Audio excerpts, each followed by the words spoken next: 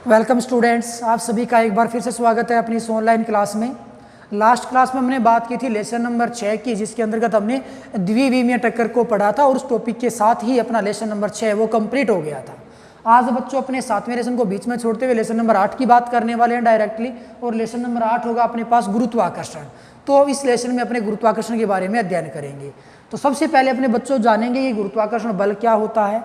तो गुरुत्वाकर्षण बल एक्चुअल में एक न्यूटन के द्वारा की गई एक प्रकार की परिकल्पना थी, जिसको बाद में उसने प्रूफ किया था। फिजिक्स में या केमिस्ट्री में जो भी स्टेटमेंट होते हैं या फिर जो भी खोज होती हैं या जो भी इन्वेंशन होते हैं, उसमें से कुछ एक तो ऐसे होते हैं जो अकस्मात ही, यानी कि प्रैक्टिकली उनके बारे में पहले सोचा नहीं जाता है, अकस्मात ही सामने आते हैं, उसके बाद उसके ऊपर प्रैक्टिकल किए जाते हैं। ठीक उसी प्रकार से गुरुत्वाकर्षण की कहानी भी कुछ ऐसी ही है। गुरुत्वाकर्षण के बारे में सबसे पहले न्यूटन ने कहा था। न्यूटन ने देखा क्या?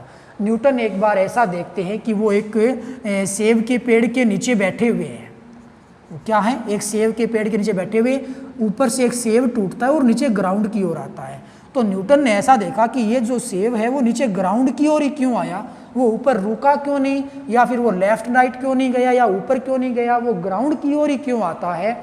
उसके ऊपर उसने फिर अपने स्टेटमेंट देने शुरू किए, उसने अपना अध्ययन करना शुरू किया। उसके पश्चात उसने गुरुत्वाकर्षण बल यानी कि गुरुत्वाकर्षण के बारे में अध्ययन किया था और गुरुत्वाकर्षण के बारे में बताया था।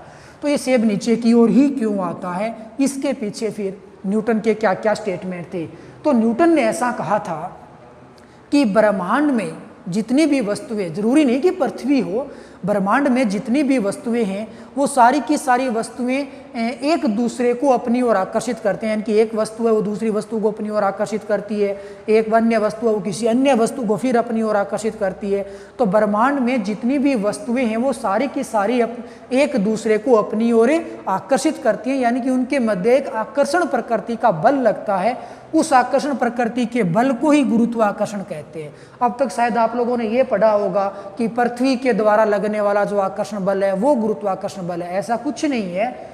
हाँ, पृथ्वी के द्वारा भी गुरुत्वाकर्षण बल लगता है, लेकिन केवल पृथ्वी ही नहीं, इस पूरे ब्रह्मांड में जितनी भी वस्तुएं हैं, आप चाहे पृथ्वी ले लो, चंद्रमा ले लो, सूर्य, मंगल, सोम, बुध, जो भी जितना भी मैटर होगा, हाइड्रोजन का एक छोटा सा कण भी ले सकते हो आप, ये मार्कर देख लो, ये ब्लैक बोर्ड देख लो, ये भी एक दूसरे को अपनी ओर आकर्षित करते हैं।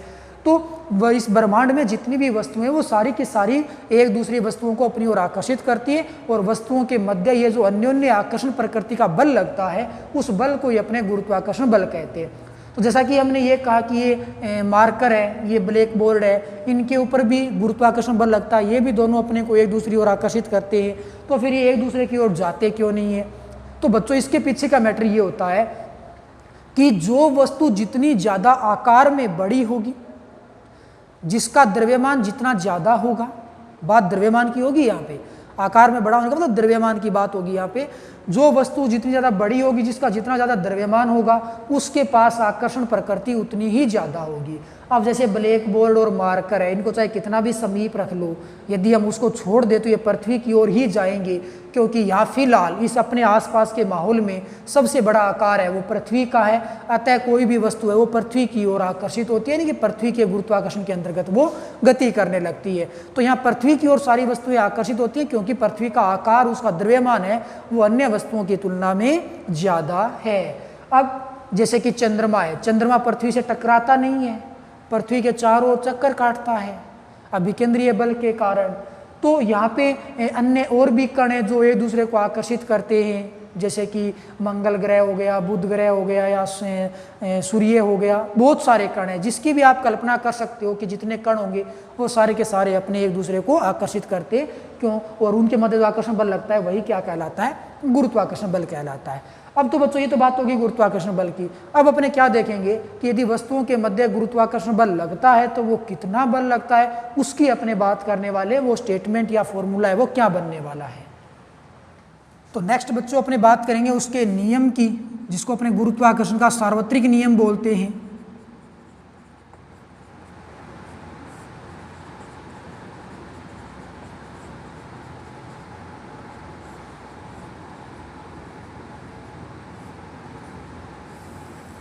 गुरुत्वाकर्षण का सार्वत्रिक नियम क्या होगा? जैसे अपने पास दो वस्तुएं, एक वस्तु तो ये हो गई जिसका द्रव्यमान m1 है, एक वस्तु ये हो गई जिसका द्रव्यमान m2 है, और दोनों के बीच की दूरी को बच्चों हमने मान लिया r। तो क्या होगा कि दूसरी वस्तु यानी कि m2 पहले वाली पे बल लगाएगी और पहले वाली को अपनी ओर आकर्षित करेगी। तो बल किस पे लगेगा? बल एक पे लगेगा, यानी कि F1 हो गया, एक पे बल लगा। किसके द्वारा लगा? दो के द्वारा। ये अपेक्षित बल बन गया आप, और इसकी डायरेक्शन आप देख पा रहे हो दूसरी वस्तु की ओर है। तो दूसरी वस्तु ने तो अपना काम कर दिया, बल लगा दिया। तो भाई पहली वस्तु भी इसके ऊपर बल लगाएगी। किसके ऊपर बल लगाएगी? दूसरी वस्तु पे, और दूसरी वस्तु को अपनी ओर आकर्षित करने का प्रयत्न करेगी।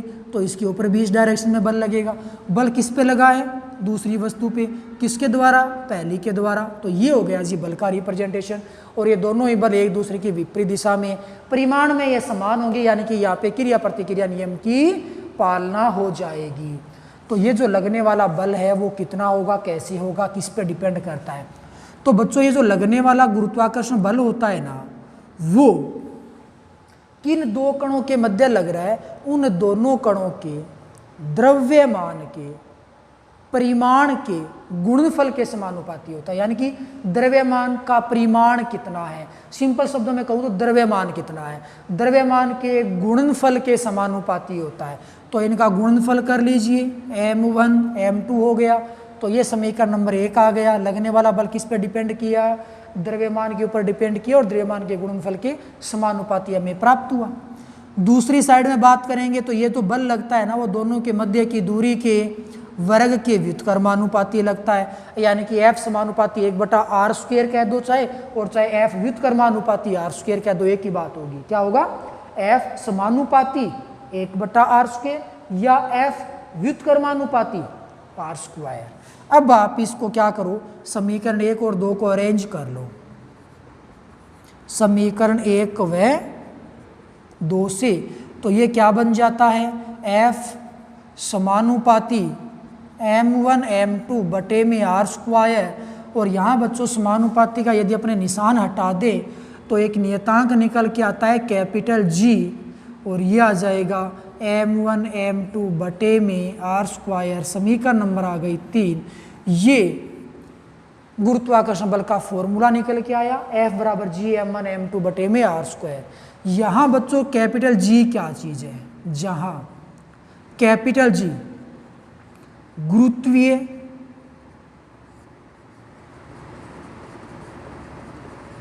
सार्वत्रिक नियतांक है, और कैपिटल G का मान कितना होता है? 6.67 10⁻⁻11 होता है। मात्रक कितना बनेगा बच्चों? इसका मात्रक होता है न्यूटन इंटू मीटर स्क्वायर प्रति किलोग्राम स्क्वायर। बताएंगे कैसे बनता है इसका मात्रक। यह G की वैल्यू होती है, यह G का नाम हो गया, और यहाँ पे G का मात्रक बन जाएगा। तो यहाँ पे गुरुत्वीय सार्वत्रिक नियतांक का मात्रक यदि अपने देखें कि भाई इसका मात्रक तैयार कैसे हुआ, तो मात्रक आप बच्चों देख सकते हो, हमें G का मात्रक निकालना है ना। तो समीकरण नंबर 3 को ध्यान में रखना, G को बराबर के एक साइड में रखो, बाकी सारी राशियाँ दूसरी तरफ पहुँचा दो। तो G बराबर क्या बन जाएगा? एक तो F है ही, R है वो बटा में है G के, तो सामने वो गुणा में चला जाएगा। m1 m2 G के गुणा में, सामने है वो भाग में चले जाएंगे। अब इसका आप मात्रक देख सकते हो, F का क्या होता है? न्यूटन, R दूरी है तो दूरी का क्या हो जाएगा? मीटर स्क्वायर लगा दिया। द्रव्यमान का किलोग्राम, किलोग्राम डबल टाइम है G, तो किलोग्राम का स्क्वायर बन गया। तो G का मात्रक क्या बन जाता है? न्यूटन इंटू मीटर स्क्वायर प्रति किलोग्राम स्क्वायर, यहाँ से निकल के आ जाता है। अब इसके आप विमीय सूत्र की भी बात कर लो, तो इसका विमीय सूत्र आप आसानी से निकाल सकते हो। क्या बन जाएगा इसका विमीय सूत्र? विमीय सूत्र के लिए आपको क्या करना होगा? न्यूटन द्रव्यमान बल का विमीय सूत्र लिखो, दूरी का लिखो और द्रव्यमान का लिखो। तो फिर विमीय सूत्र कितना बन जाएगा? बल का कितना होता है?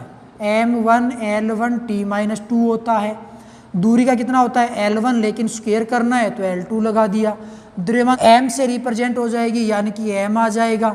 m 2 टाइम है तो m की स्क्वायर लगा दिया, तो कितना बन जाएगा? अरेंज कर लो। m की 2 ऊपर जाएगा तो -2 बन जाएगा, यहाँ पे +1 है तो बच्चों -1, L की यहाँ पे 3 बन जाएंगी पावर, और T की पावर -2 है। तो इसका विमीय सूत्र m का -1 l का 3t -2 बन जाता है। और विमा की यदि मैं बात करूँ तो -1 3 -2 इसकी विमा बन जाती है। तो ये इसका विमीय सूत्र निकल के आता है। तो यहाँ पे गुरुत्वाकर्षण का सार्वत्रिक नियम, ये नियम शायद आप लोगों ने 9th क्लास में भी पढ़ा होगा। तो यहाँ पे ध्यान ये रखना बच्चों की g क्या चीज़ है, इसका परिमाण कितना, इसका मान कितना है, वो यहाँ पे इंपॉर्टेंट बात होगा। और मात्रक क्या होगा, बिना मात्रक के कोई भी भौतिक राशि है वो अधूरी रहती है अपने आप में। तो यहाँ पे ये गुरुत्वाकर्षण बलता गुरुत्वाकर्षण का सार्वत्रिक नियम हो गया, जी की वैल्यूज हो गई, मात्रक विमीय सूत्र हो गए। अब इसको बच्चों अपने एक न्यूमेरिकल की सहायता से भी अच्छे से समझने की कोशिश करते हैं कि क्या है वो न्यूमेरिकल। आइए उस न्यूमेरिकल की बात कर लेते हैं। तो बच्चों अपने पास न्यूमेरिकल ये है कि दो धातु के गोले हैं, एक का द्रव्यमान 50 किलोग्राम है, दूसरे का द्रव्यमान 100 किलोग्राम है, और उनके बीच की दूरी है वो 50 सेंटीमीटर है। तो इन दोनों के मध्य कितना गुरुत्वाकर्षण बल प्रभावी होगा वो हमें ज्ञात करना है। पहली बात तो ये कि जितना बल पहला गोला दूसरे पे लगाएगा उतना ही बल दूसरा गोला है वो पहले पे लगाएगा, यानी कि परिमाण में बल समान होंगे, दिशा उनकी विपरीत हो जाएंगी। चाहे कोई सा भी बल ज्ञात कर लो, बल के दोनों के मान बराबर आने हैं। तो बल आप ज्ञात कैसे करते हो, यहाँ पे दिया हुआ क्या है, गिवन दैट क्या है। यहाँ पे बच्चों दिया हुआ आपने ये है कि m1 का मान 50 किलोग्राम है, m2 का जो मान है वो 100 किलोग्राम है, दूरी यहाँ पे 50 सेंटीमीटर है, लेकिन हमें सेंटीमीटर को कन्वर्ट करना पड़ेगा मीटर में। तो बच्चों ये डिस्टेंस है वो 0.50 मीटर बन जाएगी। हमें f ज्ञात करना है। तो बच्चों यहाँ से f का फॉर्मूला है वो क्या बनता है, f का फॉर्मूला बच्चों ये बनेगा कि f बराबर g m1 m2 बटे में r स्क्वायर। g का मान कितना 6.67 10 की पावर -11, द्रव्यमान 50, दूसरा द्रव्यमान 100, बीच की दूरी 0.50 का स्क्वायर आएगा। यहाँ गड़बड़ हो सकती है, आप लोग इसको सीधा 50 यूज कर सकते हो, ध्यान में रखना सेंटीमीटर में, इसको हमें मीटर में कन्वर्ट करना पड़ेगा। और इसको बच्चों जब आप गुणा भाग करोगे तो 1.33 10 की पावर -6 न्यूटन इतना बल हमें प्राप्त हो जाएगा, जो कि इसका क्या होगा, फाइनल आंसर बन जाएगा। तो ये था बच्चों अपने पास सिंपल सा न्यूमेरिकल। ऐसे न्यूमेरिकल एग्जाम में कई बार क्या बहुत सी बार आते हैं, तो इस चीज़ को भी आप अच्छे से ध्यान में रखोगे। ठीक है, तो सिंपल दो कण थे, यानी कि दो धातु के गोले थे, 50 सेंटीमीटर की दूरी पे थे, हमने दोनों के ऊपर लगने वाला बल ज्ञात कर लिया था। और इसी बात का भी ध्यान रखना कि दोनों गोले या दोनों वस्तुएं एक दूसरे पे बराबर बल लगाती है, लेकिन दिशा में वो क्या होते हैं, विपरीत होते हैं। सो बच्चों आज के लिए बस इतना ही, कल लौटेंगे एक नए टॉपिक के साथ, तब तक के लिए बाय, थैंक यू।